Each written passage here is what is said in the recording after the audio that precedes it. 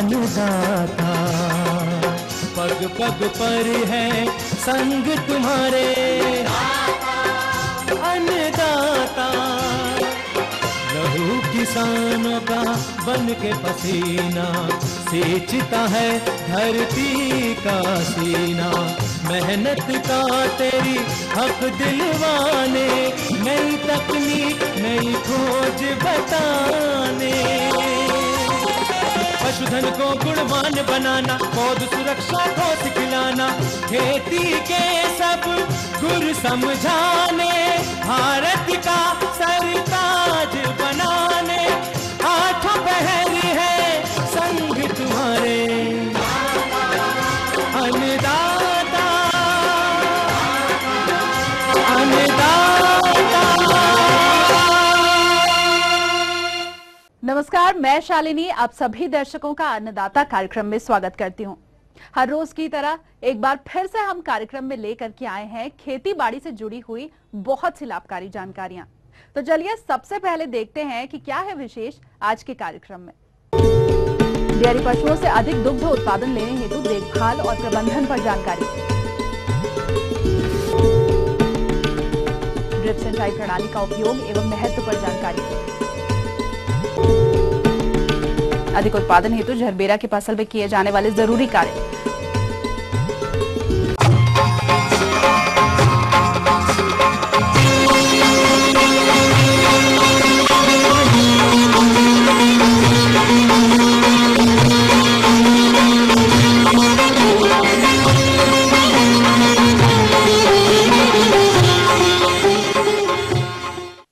हरियाणा में डेयरी व्यवसाय से बहुत से किसान जुड़े हुए हैं।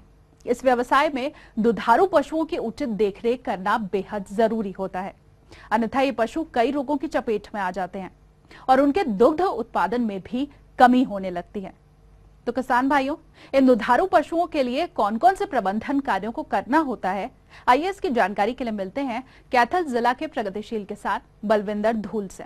का मेन जो एक व्यवसाय है वो है खेती, लेकिन जो खेती के हालात देखते हुए आजकल किसानों को बड़ा एक अच्छा जीवन व्यतीत नहीं कर पा रहे हैं वो।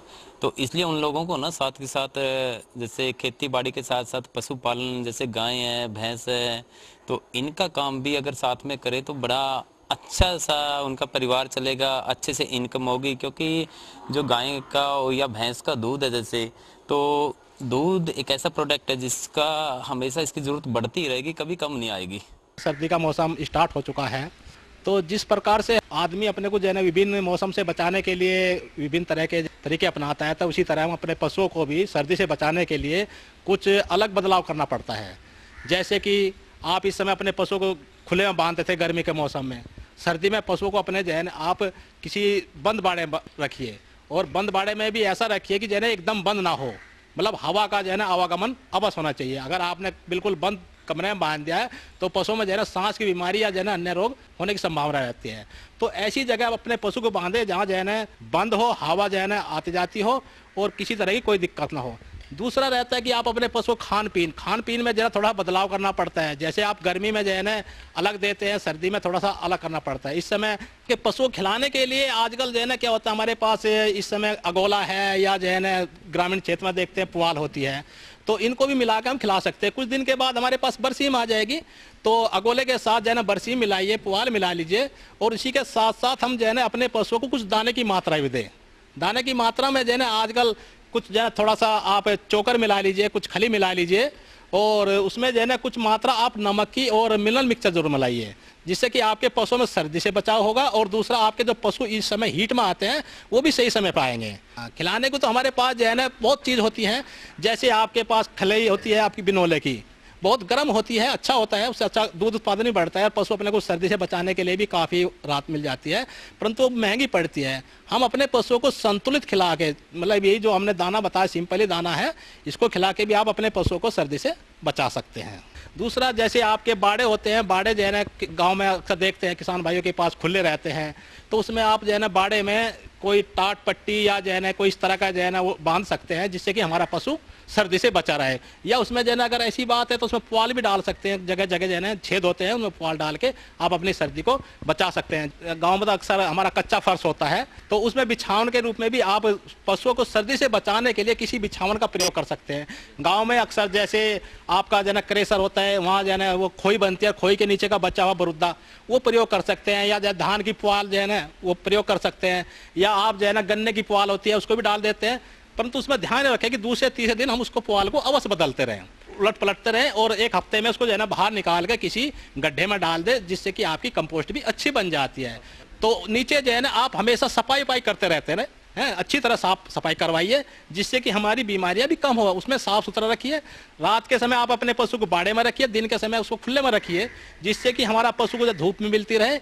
और बाड़ा जो है ना आपका धूप में थोड़ी हवा आएगी तो आपका सूख भी जाएगा। देखिए किसान भाई, थोड़ा सा सर्दी में पशुओं को जो है पानी जो पिलाते हैं ताज़ा पानी पिलाइए। ऐसा ना करें कि रात का पानी रुका रहता है उसी को पिला दे, तो उसमें पशुओं को जो है सर्दी लगने की भी संभावना रहती है। तो आप ज़्यादातर कोशिश ये करिए कि आप अपने पशु को ताज़ा पानी पिलाइए, और अगर हो सकता है तो गुनगुना हो, धूप में रखा हो वो पिलाइए, तो उससे आपके पशु की जो है सर्दी भी बचाव का कार्य करेगी। नहलाने के लिए जो है गर्मी में देखिए हम जो है अपने पशु को काफ़ी नहलाते हैं, मगर सर्दी में जो है पशु को कम नहलाया जाता है। और अगर नहलाना भी है, आप ऐसे मौसम में नहलाइए जब अच्छी धूप निकली हो, और सवेरे के टाइम नहलाइए। सवेरे के टाइम नहला के उसको पशु को आप अपना किसी धूप में खड़ा कर दीजिए, 2-3 घंटे तक जो है ना वो आराम से आपका सही हो जाएगा। मेरा सभी किसान भाइयों से या डेयरी करने वाले साथियों से एक ही अनुरोध है कि अपने डंगरों को साफ सुथरा खाना खिलाएं, टिन से रहित खिलाएं, और दूसरा ही जो इंजेक्शन वगैरह लगाएं ये नहीं लगाने चाहिए, क्योंकि हम किसी ना किसी को तो धोखा दे ही रहे हैं। हम अपनी रोजी रोटी वो ज़्यादा लंबी नहीं चलेगी।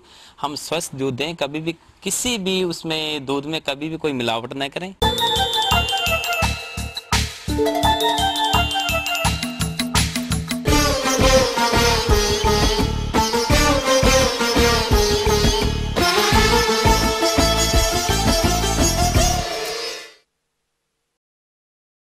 झरबेरा फूल की रोपाई कर देने मात्र से ही आपको अधिक फूलों का उत्पादन नहीं मिल सकता।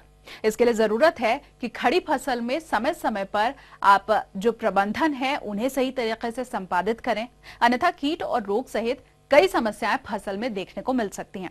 इसीलिए झरबेरा की फसल का किस प्रकार से देखरेख करनी है, इस विषय पर अपने अनुभव बता रहे हैं एक प्रगतिशील किसान केपी सिंह। ये झरबेरा फ्लावर मैंने अप्रैल 2012 में लगाया था। इस तरह मुझे ये 3.5 साल हो गए हैं, 4 साल इसके पूरे होने वाले हैं, और मेरा उत्पादन लगातार अच्छी तरह से चल रहा है। जैसे आजकल सर्दी है, सर्दी के लिए इसके जो सर्दियों में मैनेजमेंट होता है, सबसे पहले मैं पॉली हाउस के बारे में आपको बता देता हूँ। जो ऊपर शेड नेट होती है वो इसमें पूरी तरीके से हटा देते हैं, जिससे जो भी सूरज की गर्मी और डायरेक्ट सूरज की जो किरणें हैं वो हमारे पौधों पर पड़ती रहें।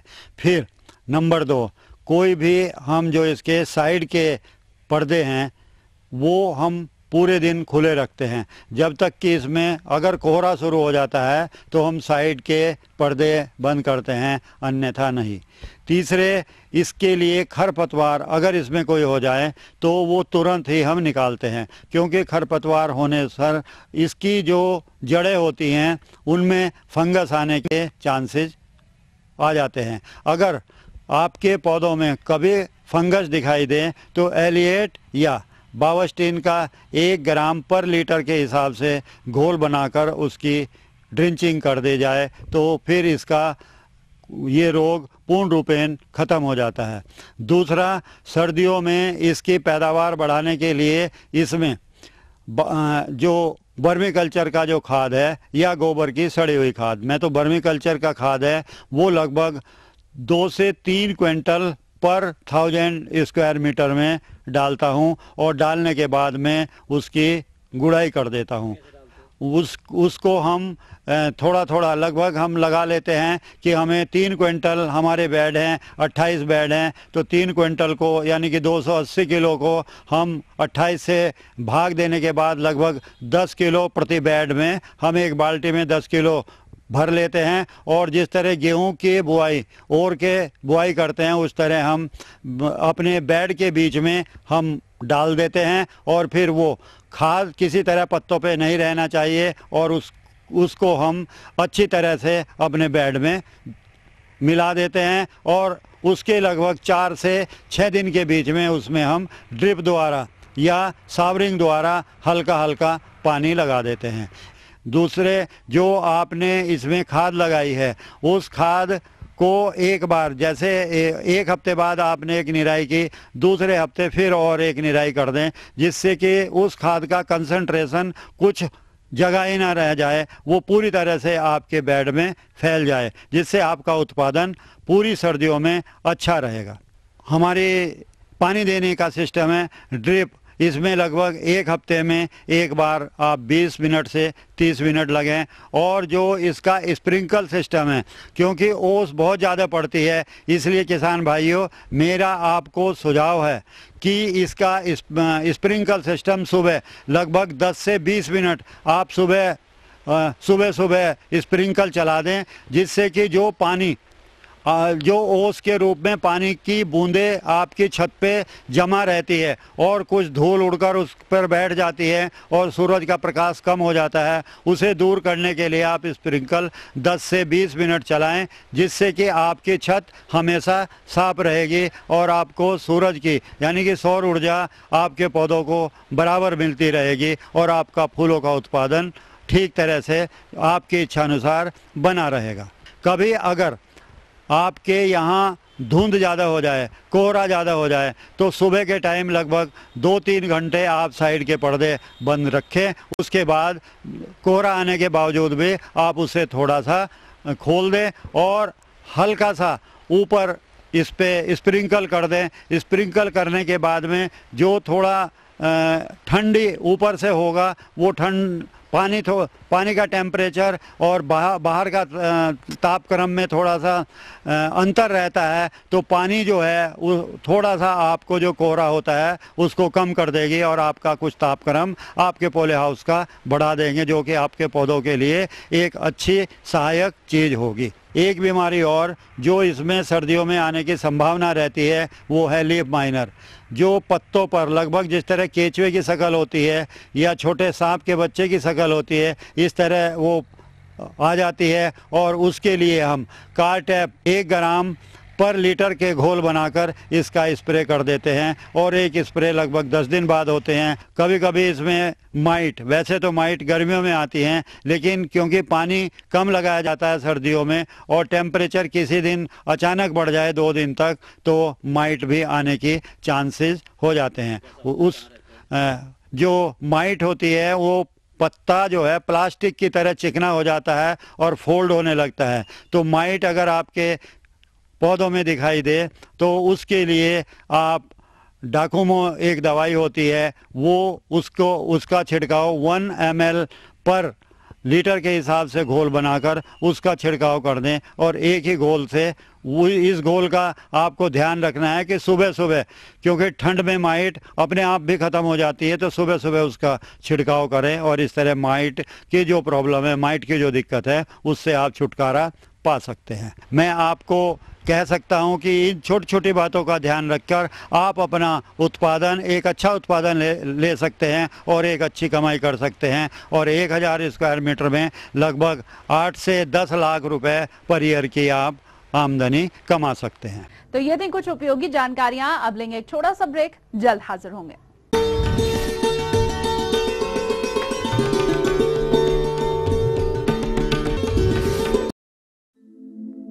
दुनिया के नक्शे पर यह है इंडिया मेरी जान।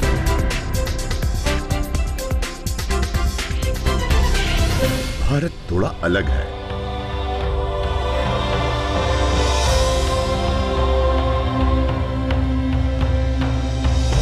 देखा आपने, इतना सा भी छूट जाए तो सच अधूरा रह जाता है।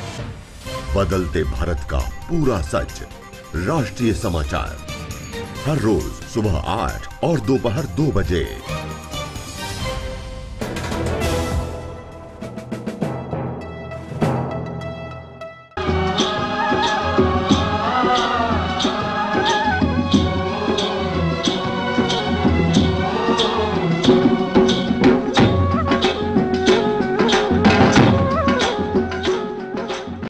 बाद आप सभी दर्शकों का एक बार फिर से स्वागत है और चलिए अब रुख करते हैं अगली कड़ी की ओर।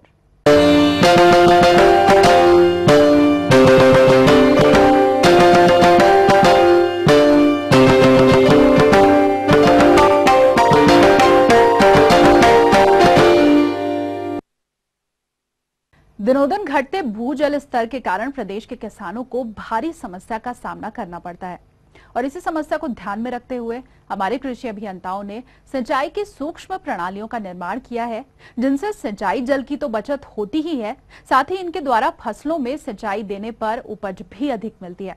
तो सूक्ष्म सिंचाई प्रणाली के अंतर्गत ड्रिप सिंचाई पद्धति द्वारा सिंचाई करने से क्या कुछ लाभ हैं, इसकी जानकारी के लिए मिलते हैं वैज्ञानिक डॉक्टर A.K. साहू से। रबी में जब फसलें लोग लगाते हैं तो कम पानी में ज़्यादा फसलोत्पादन लेना एक प्रमुख आवश्यकता हो गई है समय के साथ। यदि हमारे किसान भाई उसको सतही विधि से सिंचाई करते हैं तो यदि एक ट्यूबवेल से वो 4 एकड़ 5 एकड़ 6 एकड़ में पानी दे रहे हैं, यदि वे ड्रिप सिंचाई विधि का उपयोग करते हैं तो उनको करीब 8-10 एकड़ में आसानी से वो एक ट्यूबवेल से सिंचाई कर सकते हैं। तो उनका जो सिंचित क्षेत्रफल है, पहली चीज उसमें वृद्धि होती है। दूसरा, सतही सिंचाई विधियों के लिए हमको जमीन को लेवल करना पड़ता है और हमको एक ऐसी परिस्थितियां सतही विधियों में बनाना पड़ती हैं, चाहे वो बॉर्डर विधि हो, चाहे वो चेक बेसिन विधि हो, चाहे रिज एंड फरो विधि हो। इन सभी विधियों में हमको जमीन का समतलीकरण करना पड़ता है और जमीन के समतलीकरण करने के बाद पानी की एक निश्चित मात्रा एक निश्चित दिशा में बहाते हैं, जिससे कि हम फसल की जो रिक्वायरमेंट है उसकी पूर्ति करते हैं। पर सिंचाई की इन सतही विधियों में क्या होता है कि पानी की मात्रा हमको अधिक लगती है और उसका एक हिस्सा जड़ क्षेत्र के नीचे चला जाता है, एक हिस्सा उसका बह के कोने में इकट्ठा हो जाता है, कुछ हिस्सा उसका वाष्पन के द्वारा लॉस हो जाता है, हानि हो जाती है उसकी हमको। तो इस तरीके से हम देखेंगे कि सतही सिंचाई विधियों में हमको कई प्रकार की हानियां होती हैं। इन हानियों के चलते पानी प्रदाय करने की जो दक्षता है, जो एफिशिएंसी है, वो कम हो जाती है। ड्रिप सिंचाई विधि में हम सामान्यतः क्या करते हैं कि पानी के स्रोत से एक कम दबाव के पंप के द्वारा पानी को निकालते हैं, इसको एक यूनिट में ले जाते हैं। पूरा प्रेशराइज्ड पंपिंग यूनिट रहती है। इस पंपिंग यूनिट में बेसिक फिल्टर, सेकेंडरी फिल्टर रहते हैं। इस पंपिंग यूनिट में हम पानी को साफ करते हैं। इस पंपिंग यूनिट में हम पानी को एक निश्चित दिशा में बहाते हैं, जिसमें कि एक पाइप का नेटवर्क होता है। ये पाइप के नेटवर्क के माध्यम से हम क्या करते हैं कि मेन पाइप्स और सब मेन पाइप को पूरे क्षेत्र को जिसमें सिंचाई करना रहती है उसमें बांटते हैं। सब मेन से हम लेटरल्स निकालते हैं। लेटरल्स इंडिविजुअल छोटे छोटे काले काले पाइप रहते हैं, जिनमें की एमीटर या लेजर से छेद बने होते हैं। इन एमीटर या लेजर से बने छेदों से बूंद बूंद पानी लेटरल से टपकता है, जिसको हम पौधों की जड़ के पास देते हैं। इससे फायदा ये होता है कि इसमें हम आजकल मार्केट में घुलनशील खाद भी उपलब्ध हैं, जो पानी में आसानी से घुल जाते हैं। इनको हम एक ड्रम में रख के एक वेंचुरी के द्वारा प्रेशराइज सिस्टम यूनिट में खींच लेते हैं, जिसको कि हम ड्रिप इकाई का संयंत्र कहते हैं। इस ड्रिप इकाई के संयंत्र में हम घुलनशील खाद डाल के उसका उपयोग भी कर सकते हैं। जब पानी बूंद बूंद मेन सब मेन के माध्यम से लेटरल्स के पास, पौधों की जड़ों के पास गिरता है, तो इससे क्या होता है कि पौधों की जड़ों को जितना पानी चाहिए, जितनी मात्रा में पोषक तत्व चाहिए, उतनी देर हम ड्रिप इकाई को चलाते हैं और उसके बाद इस यूनिट को हम बंद कर देते हैं। इस यूनिट को बंद करने के बाद हम पुनः 2 दिन बाद, 4 दिन बाद, जब आवश्यकता रहती है, पुनः चालू कर देते हैं। इस तरीके से हम क्या करते हैं कि पौधों को जब जब चाहिए, जितनी जितनी मात्रा में पोषक तत्व चाहिए, जो जो पोषक तत्व चाहिए, उन सभी की उपलब्धता पौधों की जड़ों के पास सुनिश्चित करते हैं। जब हम पौधों की जड़ों के पास, जैसे ग्लूकोज के द्वारा हम मानव के शरीर में सीधे ग्लूकोज पहुंचाते हैं, उसी तरीके से जब हम पौधों की जड़ों के पास खाद और पानी दोनों एक साथ पहुंचाते हैं तो पौधों की जड़ इसका ज़्यादा से ज़्यादा उपयोग करती। इससे एक और फ़ायदा होता है कि बीच बीच में जहां पौधे रहते हैं हम केवल वहीं एमीटर लगाते हैं, वहीं पर पानी गिराते हैं, और दो पौधों के बीच की जो ज़मीन रहती है उस ज़मीन पे हम पानी नहीं गिराते हैं। तो इससे पानी की भी बचत होती है। दूसरा, सतही विधियों में हमको पूरे क्षेत्र में पानी बहाना पड़ता है, इसमें हम सिर्फ पौधे की जड़ के पास पानी देते हैं। बीच में पानी नहीं देने से जो खरपतवार हैं, जो अन्य पौधे हैं जिनकी हमको आवश्यकता नहीं है, जो हमारे पोषक तत्व खेत में से खा जाते हैं, उनको हम उगने नहीं देते। जब वो उगते नहीं हैं इस विधि में तो उनके द्वारा पोषक तत्वों की हानि भी नहीं होती। ड्रिप में अलग अलग पौध से पौध की कितनी दूरी है और कतार से कतार की कितनी दूरी है, उसके आधार पे खर्च का निर्धारण होता है। और जो खर्च है वो 40-50 हज़ार से लेके कई बार और ज़्यादा 60-70 हज़ार रुपये तक हो जाता है। शासन की इसमें सब्सिडी की योजनाएं हैं, उन योजनाओं का विस्तृत विवरण उप संचालक कृषि के माध्यम से लिया जा सकता है। सामान्यतः हम जो बगीचा वाली फसलें हैं, जैसे आम है, नींबू है, अनार है, केला है, पपीता है, इन फसलों में यदि हम लगाते हैं तो ये ज्यादा लाभदायक है। आगे और भी यहाँ कुछ रोचक जानकारियां, पर यहाँ पर रुकेंगे एक और ब्रेक के लिए, जल्द हाजिर होंगे।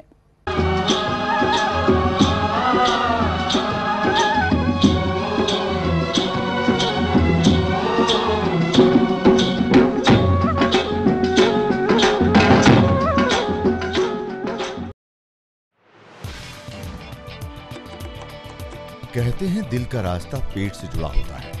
जब बात हो दिल जीतने की तो लजीज पकवान बड़ा कारगर सिद्ध होता है। घर पे मेहमान आए हों या कोई खास मौका, ऐसे में लाजमी है बात होती है पकवान की, स्वाद की और परोसने की। तब एक ही नाम जहन में आता है, रसोई से। देखिए रसोई से।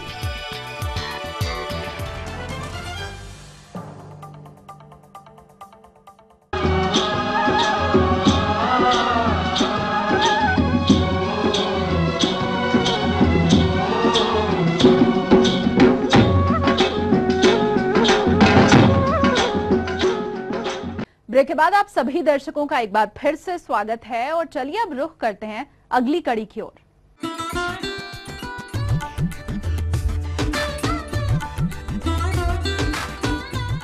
अन्नदाता हेल्पलाइन निशुल्क फोन संपर्क सेवा के माध्यम से आपके द्वारा पूछी गई समस्याओं में से एक या फिर दो महत्वपूर्ण समस्याओं को हम अपने कार्यक्रम में शामिल करते हैं, और इसी के तहत आज की चयनित समस्या और उसका जवाब इस प्रकार है।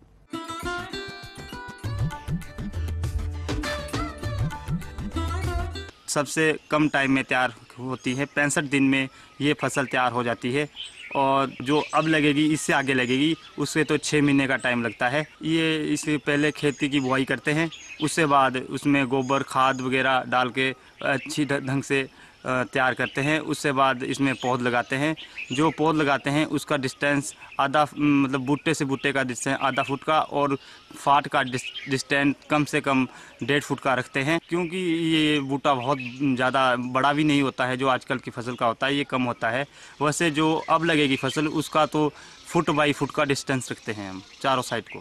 जब बूटा बड़ा हो जाएगा उसमें खाद डालेंगे, यूरिया होगी आपकी 12-32-16 मिक्सचर होगी, इसको डाल पोटाश होगी, ये डाल के हम गुडाई करते हैं और बड़ा हो जाता है बूटा। उसके बाद कीटनाशक का छिड़काव जो इसमें हम स्प्रे करते हैं। अगर जैसे कि गोभी में पीलापन आ जाए, पीले पत्ते आ जाए और काले धब्बे टाइप आ जाए तो उसमें रेडोमिल या कवच इस चीज़ की स्प्रे कर सकते हैं। और जैसे कीड़ा ना मरे, एक बार स्प्रे करने से ना मरे तो परफेक्स की स्प्रे एक बार तीसरे दिन बाद रूटीन में दोबारा करें। फूल जैसा पीलापन आए, गोभी के फूल में पीलापन आए तो उसके लिए बोरोन सबसे अच्छी दवाई है। बोरोन डाल के उसकी स्प्रे करें। और जैसे कि हम गोभी शुरू से छुपाई करते हैं एक बार, उससे बाद उसकी गुडाई करो। गुडाई करके उसके और चढ़ाने बहुत ज़रूरी है। अगर और नहीं चढ़ाएंगे तो उससे भुट्टे का ग्रोथ नहीं, गोभी का फूल टाइट नहीं होगा। जितने ही पत्ते टाइट होंगे उससे और चढ़ाने से उसके पत्ते टाइट हो जाते हैं और फूल बहुत टाइट और वाइट और फ्रेश रहता है। और गर्मियों में तो ये अक्सर गोभी के पत्ते फोल्ड करके अगर बंद कर दिए जाए ऊपर से तो ये फूल बिल्कुल वाइट रहेगा, नहीं तो इसमें पीलापन आना शुरू हो जाता है। ब्रीडिंग करते समय ये कि ये जो हम और चढ़ाते हैं ना, ये बहुत ज़्यादा चढ़ाने चाहिए कि पूरा फूल मतलब गोभी का बूटा चारों साइड से बंद हो जाए। इससे ये कि बिल्कुल टाइट फूल होता है, नहीं खिलता नहीं है फूल ज़्यादा। पानी हम इसमें जब शुरू से लगाते हैं छोटे बूटे में 1 दिन बाद, फिर जैसे जैसे बढ़ता जाता है 2 दिन 3 दिन, फिर हफ्ते बाद।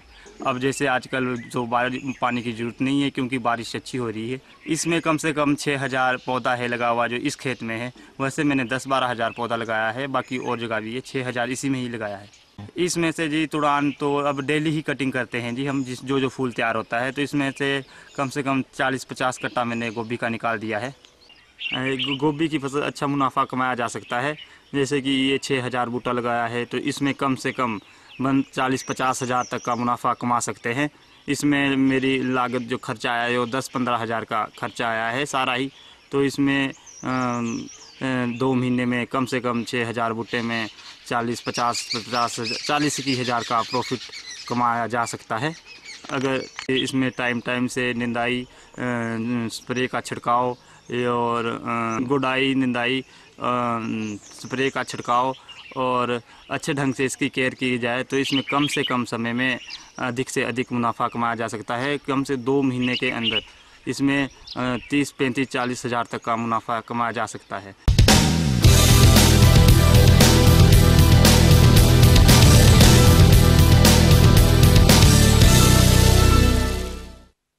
राज्य की विभिन्न मंडियों में कृषि उत्पादों के चढ़ते उतरते बाजार भाव की संक्षिप्त जानकारी इस प्रकार है।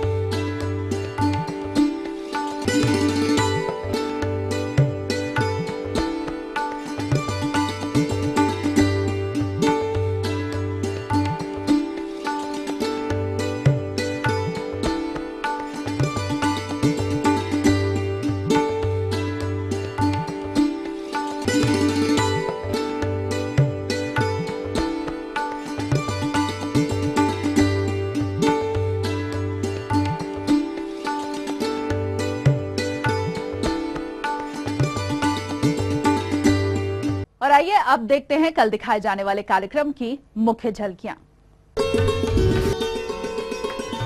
भैंस की घरेलू प्रेगनेंसी जांच किट की जानकारी।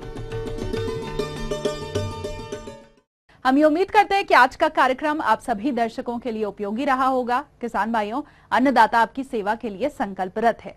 कृषि संबंधित समस्या और सुझावों के लिए आप हमें इस पते पर संपर्क कर सकते हैं।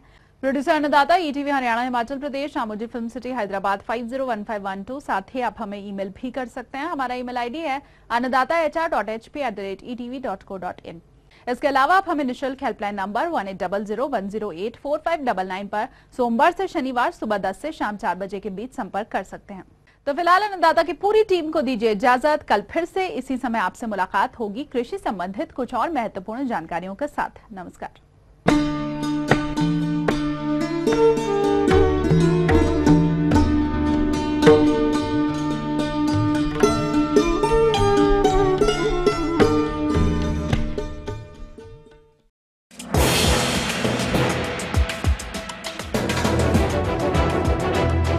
आप देख रहे हैं ETV न्यूज हरियाणा, हिमाचल प्रदेश, खबर ही जीवन है।